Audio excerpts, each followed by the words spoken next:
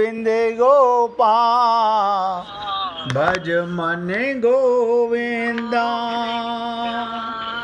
गोविंदा गोपाला गोविंदा गोपाला गोविंद गोविंद गोपाल भज मन गोविंदा गोविंद गोविंद गोपाल भज मन गोविंदा गोविंदा गोपाला गोविंदा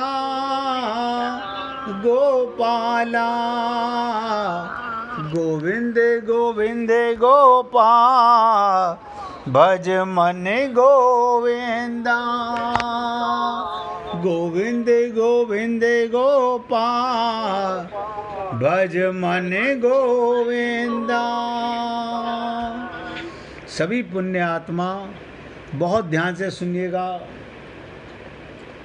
हमारा विवेक कैसे ढक गया कामना से। जैसे जैसे मन में जड़ की कामना आई,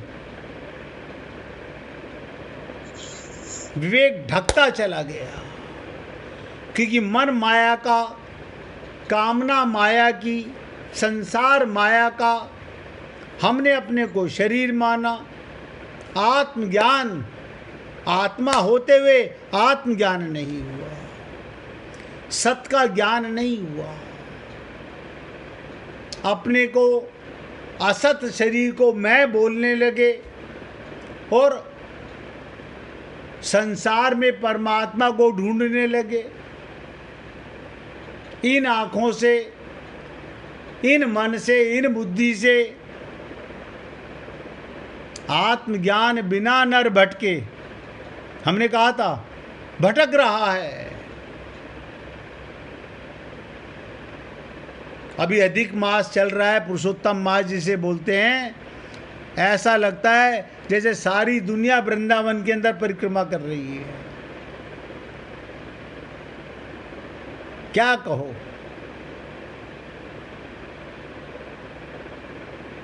परिक्रमा करना पाप नहीं है, लेकिन जब आपको यही नहीं पता कि मैं कौन हूं, तो नतीजा ठन ठन गोपाल है।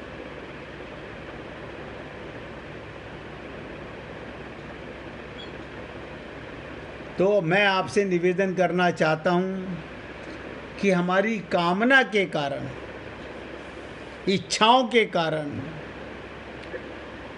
विवेक ढक जाता है। हमारे को विवेक ने को किसने ढक दिया बताओ? हमारे को आत्मज्ञान क्यों नहीं होने दिया? हमारी कामनाओं ने।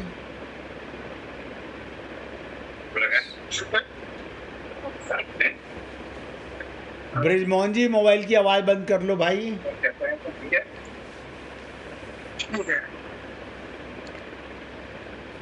स्वार्थ बुद्धि, ध्यान दीजिएगा, स्वार्थ बुद्धि, भोग बुद्धि, संग्रह बुद्धि रखने से मनुष्य अपने कर्तव्य का ठीक ठीक निर्णय नहीं कर पाता।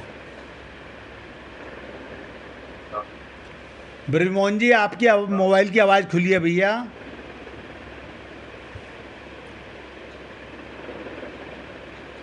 इसलिए हे पुण्य आत्माओं, हमारी स्वार्थ बुद्धि है, बुरा मत मानना। मैं जब भी कोई शब्द बोलता हूँ तो केवल आपको सुनाता नहीं हूँ, सुनता भी हूँ।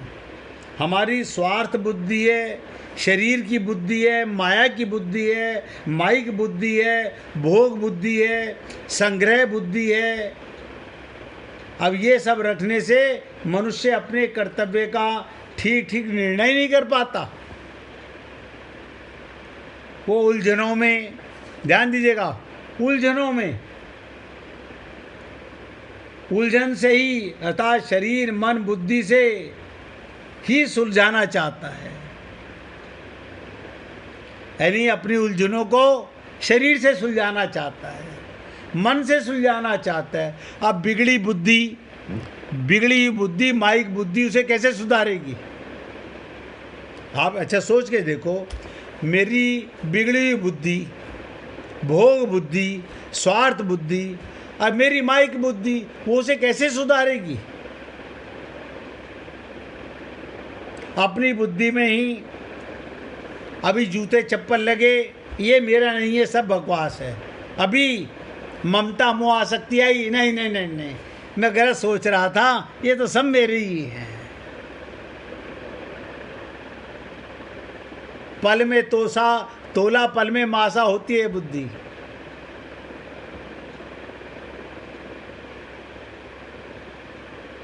यानी फिर बता रहा हूं, स्वार्थ बुद्धि, भोग बुद्धि, संग्रह बुद्धि रखने से मनुष्य अपने कर्तव्यों को ठीक ठीक निर्णय नहीं कर पाता। वो उलझनों को उलझन से ही, शरीर इंद्रियों मन बुद्धि से ही सुलझाना चाहता है। यानी बिगड़ी हुई बुद्धि को बिगड़ी हुई बुद्धि से ही सुधारना चाहता है, और इसलिए वो वर्तमान परिस्थिति को बदलने का उद्योग करता है। परंतु परिस्थिति को बदलना अपने बस की बात नहीं। अपने बस की बात ही नहीं है। इसलिए उलझन सुलझने की अपेक्षा अधिकाधिक उलझती चली जाती है।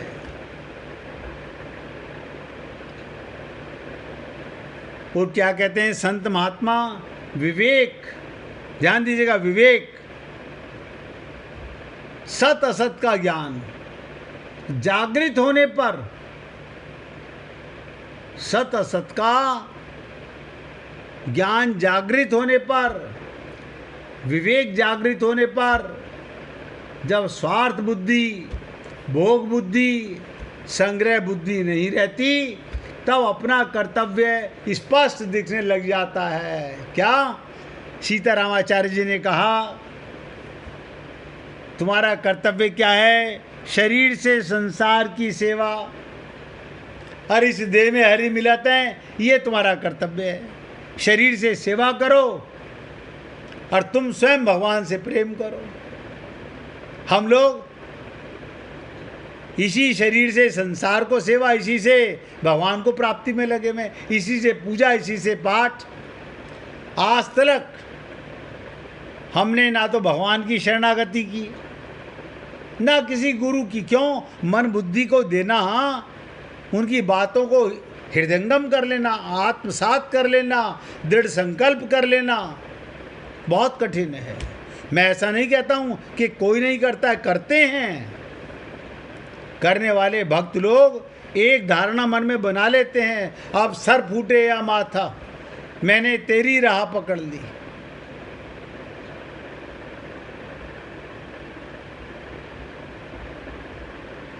संत दादू दयाल के दो शिष्य सुंदर और रज्जब गुरु के पास गए और पूरी तरह समर्पण हो गए। आज राजस्थान के अंदर दादू दयाल की समाधि जहाँ पर है, उनके शिष्यों की समाधि भी वहीं पर ही है। शरणागति का कमाल है, शब्दों में सुन लेते हैं हम लोग। इसलिए विवेक जागृत होने पर स्वार्थ बुद्धि, भोग बुद्धि, संग्रह बुद्धि नहीं रहती, तब अपना कर्तव्य स्पष्ट दिखने लगता है। अपना लक्ष्य इस देह में हरि मिलते हैं नजर आने लगा कि निशाना किस पे लगाना है। अभी तो निशाना रहता है कामनाओं पर, आज हमें ये काम करना है, ये काम हमारे लिए ज़रूरी है। वो तो आपके शरीर का काम है, आपका काम नहीं है। आप और आपका शरीर दो हैं, ये भूल जाते हैं हम लोग। आप आत्मा और आपका शरीर, शरीर संसार का काम करेगा, आप अपना काम करोगे। ये जिसको जान जाए, समझ आ जाए, मान जाए, उसे सीतारामाचार्य जी का वो छंद हृदयंगम हो जाएगा। इस देह में हरि मिलत है। इस देह में कोई ऐसी चीज है जिसे परमात्मा मिलते हैं। उन्होंने ये नहीं कहा इस देह को हरि मिलते हैं, इस देह में। ये देह की इंपॉर्टेंस उसको पाने की भी है। इसी में विवेक जागता है, इसी में आत्मज्ञान जागता है, इसी में आपका स्वार्थ बुद्धि खत्म होती है।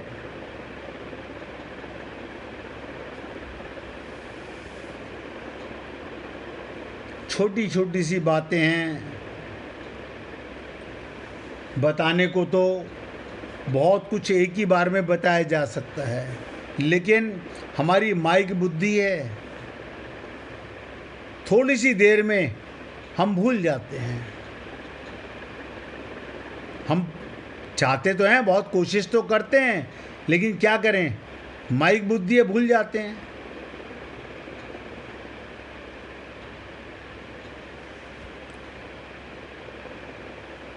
आज एक छोटी सी लीला सुनिएगा, और जिस किसी को भी भगवान का भजन सुनाना हो तो निकाल के रखना। राजा अम्बरीश भगवान के बहुत बड़े भक्त हुए। अम्बरीश बड़े धर्मात्मा राजा थे। उनके राज्य में बहुत सुख शांति थी। धन, वैभव, राज्य, सुख, अधिकार, लोभ, लालच से दूर। ध्यान दो, धन से, वैभव से, राज्य से, सुख से, अधिकार से, लोभ से, लालच से दूर। कमाल है। और राजा थे, उनमें कोई लोभ नहीं था, लालच नहीं था। अपना अधिकतर समय भगवान की भक्ति में लगाते थे। अपनी सारी संपदा, राज्य आदि सब वो भगवान विष्णु की समझते थे, जैसे आप और हम लोग अपनी समझते हैं। हमारे पति ने बड़ी मेहनत से कमाया है। पति में परमात्मा ना बैठा होता तो क्या कमा के लाता। ये अम्बरीश जी को ज्ञान था, वो सब भगवान का समझते थे। उन्हीं के नाम पर वो सबकी देखभाल करते और स्वयं भगवान के भक्त रूप में सरल जीवन बिताते थे। ऐसे ही राम के वंशज रघु, राजा रघु भी राजा थे, बिल्कुल सरल जीवन बिताते थे। दान पुण्य परोपकार करते हुए उन्हें ऐसा लगता था जैसे वे स्वयं सब कार्य स्वयं भगवान के हाथों से संपन्न करा रहे हैं। यानी देने वाला भगवान है, मेरे हाथों से दिलवा रहे हैं। उन्हें लगता था ये भौतिक सुख साधना, ये भौतिक सामग्री सब एक दिन नष्ट हो जाएगी, पर भगवान की भक्ति, उन पर विश्वास उन्हें इस लोक परलोक और सर्वत्र उनके साथ रहेगी। अम्बरीश की ऐसी विरक्ति, हमारी ये आसक्ति, वो राजा थे उनकी थी विरक्ति, तथा भक्ति से प्रसन्न भगवान श्री कृष्ण ने अपना सुदर्शन चक्र उनकी रक्षा के लिए नियुक्त कर दिया था। देखिए कमाल है, भगवान ने अम्बरीश के लिए अपना सुदर्शन चक्र रक्षा के लिए नियुक्त कर दिया। एक बार की बात, अम्बरीश जी ने 1 वर्ष तक द्वादशी प्रधान व्रत रखने का नियम बनाया। हर द्वादशी को व्रत करते, ब्राह्मणों को भोजन कराते, दान करते, उसके पश्चात अन्न जल ग्रहण करते। एक बार उन्होंने वर्ष के अंतिम द्वादशी को व्रत की समाप्ति पर भगवान विष्णु की पूजा की। महाअभिषेक की विधि से सब प्रकार की सामग्री तथा संपत्ति से भगवान का अभिषेक किया और ब्राह्मणों पुरोहितों को भोजन कराया, खूब दान दिया। ब्राह्मण देवों की आज्ञा से जब व्रत की समाप्ति पर पारण करने बैठ ही रहे थे, अचानक महर्षि दुर्वासा आ पधारे। अम्बरीश जी ने खड़े होकर आदर से उन्हें बैठाया और भोजन करने की प्रार्थना करने लगे। दुर्वासा जी ने कहा, भूख तो बड़ी जोर से लगी हुई है राजन, पर थोड़ा रुको, मैं नदी में स्नान करके आ रहा हूँ, तब भोजन करूँगा। ऐसा कहकर दुर्वासा जी वहाँ से चले गए। वहाँ स्नान ध्यान में इतना डूब गए, उन्हें याद ही नहीं रहा कि अम्बरीश बिना उनको भोजन कराए अपना व्रत का पारण नहीं खोलेगा।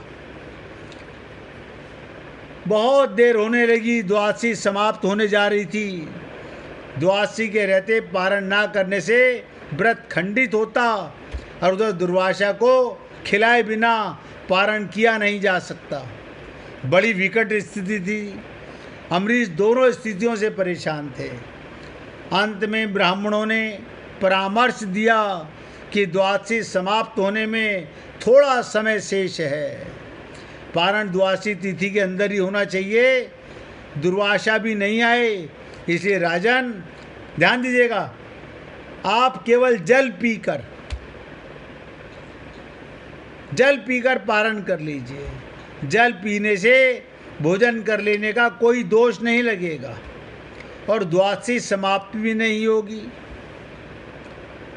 व्रत भी खंडित नहीं होगा।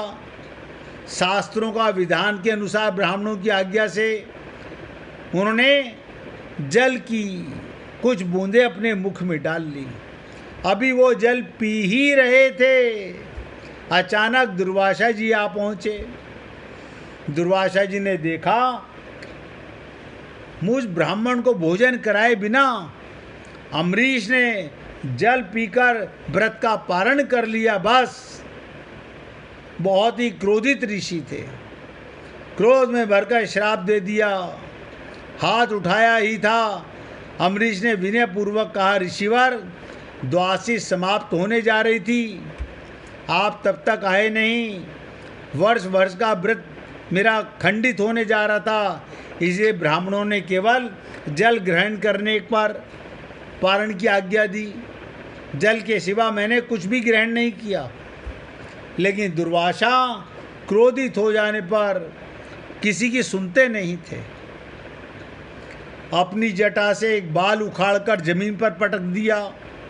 लो, मुझे भोजन कराए बिना पारण कर लेने का फल भुगतो।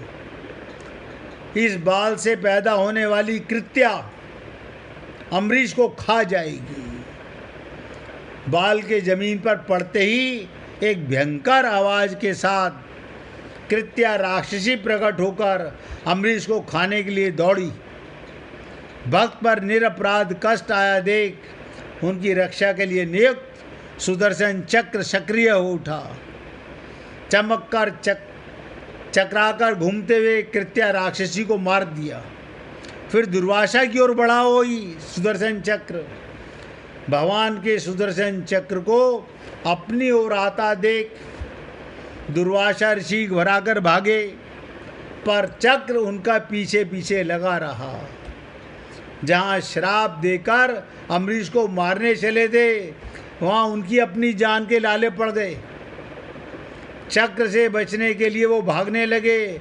जहाँ कहीं भी छिपने का प्रयास करते, वहीं सुदर्शन चक्र उनका पीछा करता। भागते भागते ब्रह्मलोक में ब्रह्मा के पास पहुँचे और चक्र के रक्षा करने के लिए गुहार लगाने लगे। ब्रह्मा बोले, दुर्वासा, मैं तो सृष्टि को बनाने वाला हूँ, किसी की मृत्यु से मेरा कोई संबंध नहीं। आप शंकर भगवान के पास जाइए, वो महाकाल हैं, वो शायद आपकी रक्षा करें। दुर्वासा शिव के पास आए और अपनी विपदा सुनाई तो दुर्वासा की दशा सुनकर शंकर भगवान को हंसी आ गई। शिव बोले, दुर्वासा तुम सबको श्राप देते फिरते हो, ऋषि होकर क्रोध करते हो। मैं इस चक्र से तुम्हारी रक्षा नहीं कर सकता, क्योंकि ये विष्णु का चक्र है।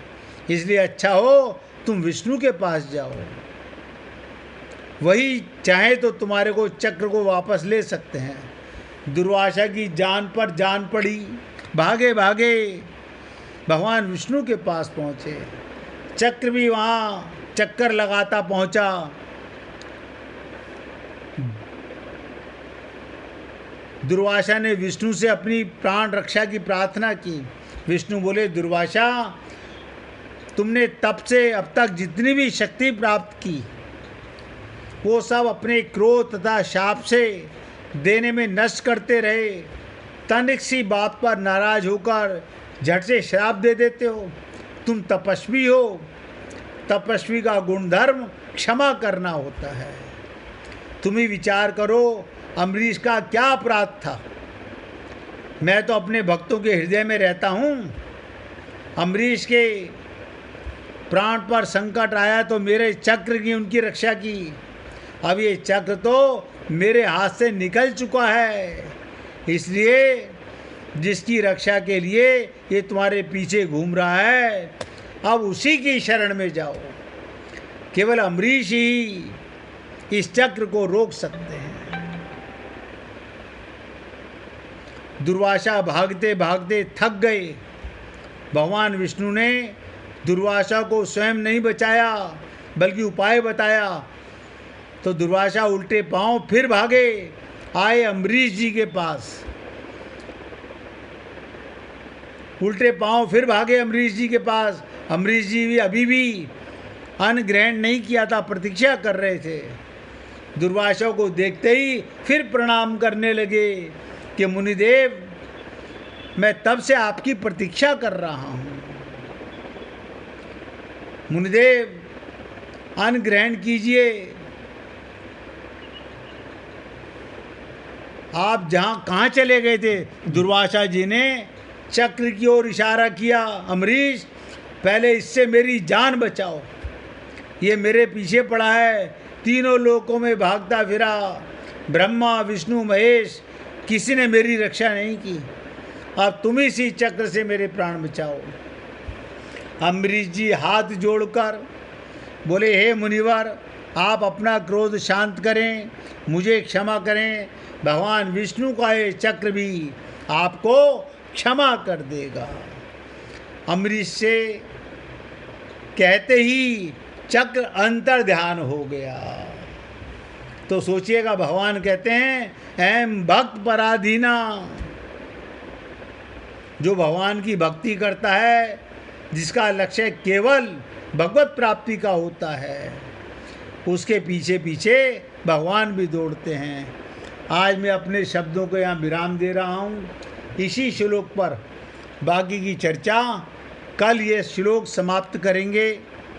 इसकी गूढ़ चर्चा कुछ और बाकी है, कल करेंगे। अब कौन भक्त भजन सुनाना चाहता है? सुनाइए भाई जी।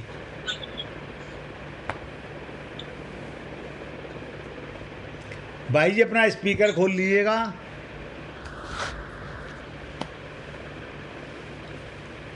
आपके मोबाइल का, हाँ सुनाइए। राधे राधे। राधे राधे जी। राम कहो राम कहो, राम कहो बावरे। राम कहो राम कहो, राम कहो बावरे। अवसर ना चूक भोंदू पायो बड़ो दावरे। अवसर ना चूक प्राणी पायो भलो दावरे। राम कहो राम कहो, राम कहो बावरे। प्राणी पायो बड़ो दावरे। राम कहो राम कहो राम कहो बावरे। जिन जिन तो को तन दीनो ताको ना भजन कीनो। जिन तो को तन दीनो ताको ना भजन कीनो। जन्म रीसानो जात लोहे कैसो दावरे। जन्म रीसानो जात लोहे कैसो दावरे। राम कहो राम कहो राम कहो बावरे। अवसर ना चूक प्राणी पायो बड़ो दावरे। राम जी को गाय गाय राम जी को रिझावरे। राम जी को गाय गाय राम जी को रिझावरे। राम जी के चरण कमल चित्त माही लावरे। राम जी को के चरण कमल चित्त माही लावरे। राम कहो राम कहो राम कहो बावरे। अवसर ना चूक प्राणी पायो बड़ो दावरे। कहत मूलूक दास छोड़ दे तू झूठी आस। कहत मूलूक दास छोड़ दे तू झूठी आस। आनंद मगन होई के हरि गुण गावरे। आनंद मगन होए के हरि गुण गावरे। राम कहो राम कहो राम कहो बावरे। अवसर ना चूक गोंदू पायो बड़ो दावरे। अवसर ना चूक प्राणी पायो बड़ो दावरे। राम कहो राम कहो राम कहो बावरे। बोलिए सियापति रामचंद्र भगवान की जय। राघवेंद्र सरकार की जय। जय जय श्री राधे। जय जय श्री राधे। बोलिए लाल जी का मंगल हो। सभी भक्तों का मंगल हो। सबको राधे राधे भैया। सबको राधे राधे जी। राधे राधे राधे राधे राधे राधे जी। राधे राधे राधे राधे। सभी को राधे राधे जी। राधे राधे राधे राधे जी। राधे राधे।